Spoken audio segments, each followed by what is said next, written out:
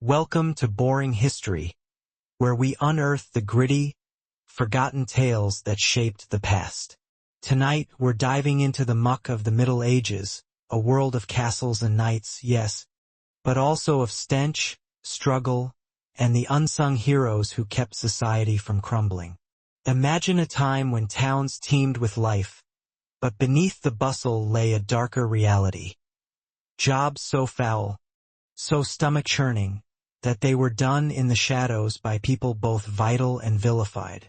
From wading through cesspits to wrestling with death itself, these workers faced horrors we can scarcely imagine, all to keep their world turning.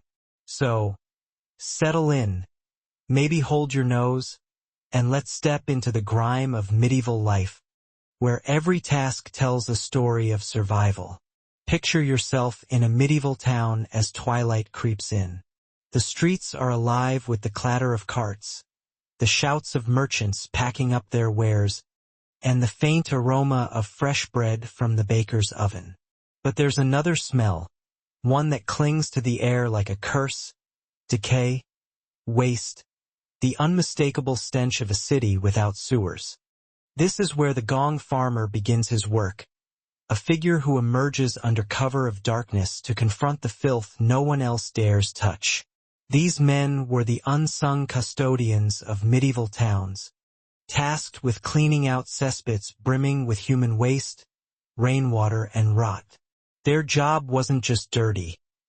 It was a nightly battle against disease and disaster, keeping cities from drowning in their own refuse. The life of a gong farmer was one of relentless peril. Imagine descending into a pit, your only companions a wooden shovel, a flickering lantern, and a rope tied around your waist to pull you out if the worst happened. The air was thick, suffocating, laced with fumes that could choke you or worse. A single misstep could mean sinking into the sludge, trapped in a swamp of filth. Heavy rains turned these pits into treacherous bogs, and the health risks were endless: respiratory illnesses, infections, and the constant threat of disease marked these men as both victims and warriors. Yet, they worked on, knowing their labor kept plague at bay, even if no one sang their praises. Who were these men? Often they were the desperate, the poor, those with no other path. Paid a pittance, barely enough to feed a family. They were indispensable yet invisible. Medieval towns were mazes of narrow alleys and packed buildings, with no system to whisk waste away. Without gong farmers, disease would have run rampant, choking the life from bustling markets. But here's the cruel twist. The very people who protected society from filth were shunned as filthy. They were respected and reviled, a paradox that defined their existence. Their presence was a grim reminder of the dirt lurking beneath the city's polished surface, a truth no one wanted to face. Their tools were simple but essential: long-handled shovels for scraping sludge, barrels for hauling waste, ropes for treacherous descents. These weren't just tools. They were lifelines, scarred by countless nights of battling neglect and necessity. When a shovel broke or a rope frayed, quick thinking was the only thing between survival and calamity. These men became masters of improvisation, their ingenuity a shield against the dangers of their trade. And there were dangers beyond the physical. Superstition cast waste as sinful, its stench a sign of divine retribution. Caught between guardian and outcast, the gong farmer lived in spiritual and social isolation, their story whispered in the shadows of history. Their legacy lives in the silent records of medieval towns, ledgers and edicts that mention their work, if not their names. Each pit they cleared was a small victory, a chapter of resilience etched into the annals of a world that barely acknowledged them. Their lives were a testament to the conflict of being essential yet ostracized, a struggle that echoes even today. But the gong farmer's story is just the beginning.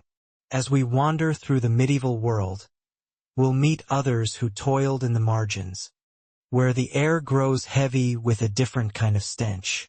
Here, the tanner worked, transforming raw animal hides into leather, a material that shaped everything from shoes to armor. Where the smell of rotting flesh and chemical brews hung like a curse. The tanner's life was one of relentless labor, turning the gruesome into the essential, all while society turned its nose up at them.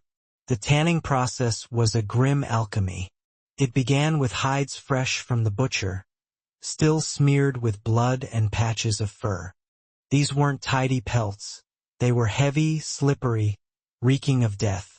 The tanner's first task was to soak them in a mixture of urine and animal feces, a pungent brew that softened the hides and loosened hair.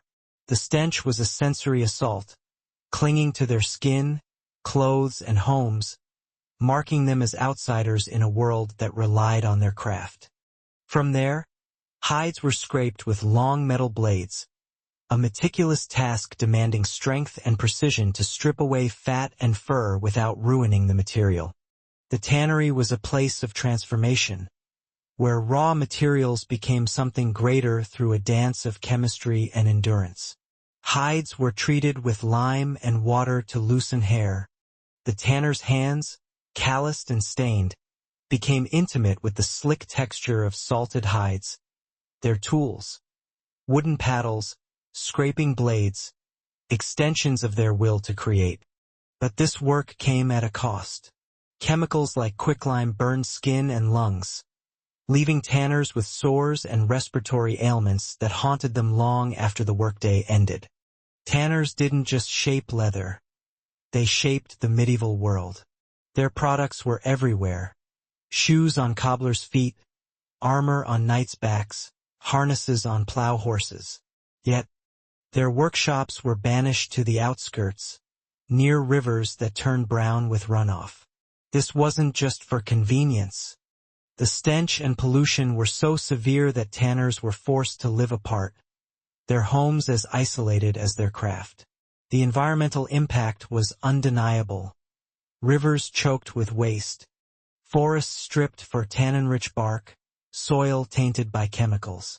Tanners were both creators and destroyers, their work a paradox of necessity and harm. Socially, tanners were outcasts, their odor a permanent badge of their trade. They formed tight-knit communities, passing skills from master to apprentice in a subculture that valued their craft even if society didn't. Apprenticeships were long, starting young and lasting years, as boys learned to navigate vats and blades. Mastery meant enduring isolation and stigma, carving out a life in a world that needed you but didn't want you. Yet, within this exclusion, tanners found pride, their hands crafting a material that touched every corner of medieval life. Their world was steeped in religion and superstition, with Christianity casting their work as impure. Yet they joined guilds and found solace in festivals that briefly welcomed them. Their legacy endures in the leather we still value, a testament to those who turned the vile into the vital. But the stench of the tannery was nothing compared to the shadow of death that loomed over another figure, one who walked among the dying with an eerie mask and a cane. As we leave the riverside tanneries, we step into a world ravaged by the Black Death, where the plague doctor emerged as both savior and specter. In the 14th century, as the plague swept across Europe, killing millions, the plague doctor became a haunting symbol of hope and despair. Clad in a waxed coat, wide-brimmed hat, and a beaked mask stuffed with herbs, they moved through towns like ghosts, their presence a sign that death had arrived. Their job was born of desperation, a last-ditch effort to combat a disease that overwhelmed traditional healers. Their methods, rooted in superstition and nascent science, were as grim as the plague itself, but their courage was undeniable. The plague doctor's mask was based on the miasma theory, which blamed disease on bad air. The beak, filled with aromatic herbs, was meant to purify the air, though it offered no protection against the fleas and bacteria that spread the plague. Their waxed coats shielded them from bodily fluids, and their canes allowed them to examine patients without touching them, a necessity in a world where contact could be fatal. Every part of their attire was designed for survival, but it also marked them as harbingers of doom, their arrival signaling the plague's grip on a town. Their work was a mix of earnest effort and futile ritual. Bloodletting, leeching, and purging were standard, rooted in the humoral theory that saw illness as an imbalance of bodily fluids. These methods often did more harm than good, weakening patients already on the brink. Yet, plague doctors pioneered early public health measures, enforcing quarantines and burning infected homes to stem the tide of disease.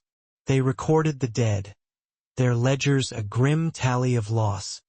Communities viewed them with reverence and dread, their masked figures a reminder of mortality's grip. Their records and quarantines laid the groundwork for modern epidemiology. Their legacy a complex one of flawed methods and undeniable courage. Their image endures in art and literature, a symbol of humanity's struggle against the unknown. As we leave the plague-ridden streets, we turn to another figure who dealt death by design, their hands wielding justice in the most brutal of spectacles. The executioner was the grim conductor of medieval justice, their work a public display of law's finality. Whether tightening a noose or swinging an axe, they were enforcers of order, their role both essential and terrifying. They lived on the edges of towns, their homes marked by distance and stigma, yet their services were in constant demand, a chilling necessity in a world where justice was swift and unforgiving. Executioners often inherited their role, born into a trade few chose willingly. It was a life of isolation. Public executions were theater, drawing crowds eager for the macabre. The gallows rose high, the execution block gleamed, and the executioner stood at the center, cloaked in a hood that hid their face but not their purpose. Each method, hanging, beheading, burning, reflected the cultural and moral values of the time, a vivid illustration of justice's reach. The crowd watched, transfixed, as the executioner performed with steely professionalism, knowing a single mistake could cost them their life. The toll was immense, shunned by society, their wealth a cold comfort against the isolation of being branded death's emissaries. Some faced poetic justice, meeting the same fate they dealt, their lives a cyclical dance of retribution.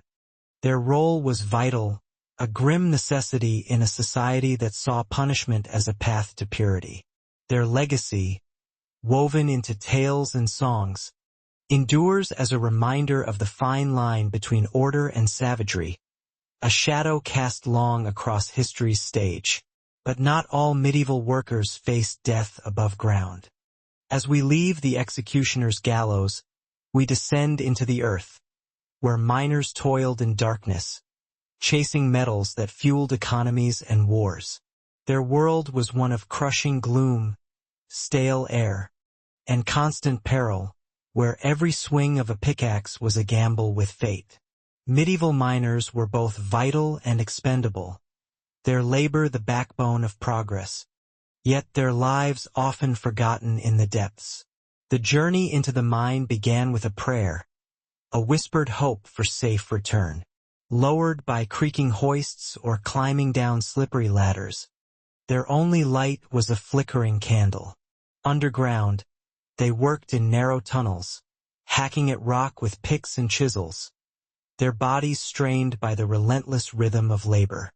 Dust filled their lungs, silica particles embedding deep, promising lifelong ailments. Gases like choke damp and fire damp lurked, invisible threats that could suffocate or ignite without warning. The mine was a place of reality and myth. Stories of ghostly flames and trapped spirits circulated, born of the oppressive darkness and the ever-present threat of collapse.